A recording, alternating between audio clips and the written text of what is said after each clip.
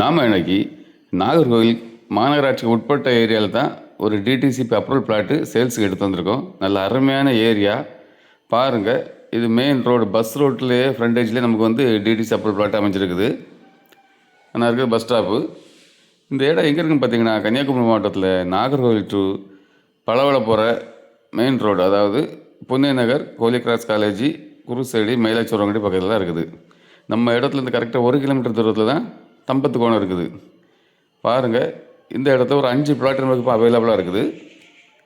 எல்லாமே சென்ட்டுகள்லாம் 3, 400, 3, 500, 600, 3.25 சென்ட் வரைக்கும் இருக்குது.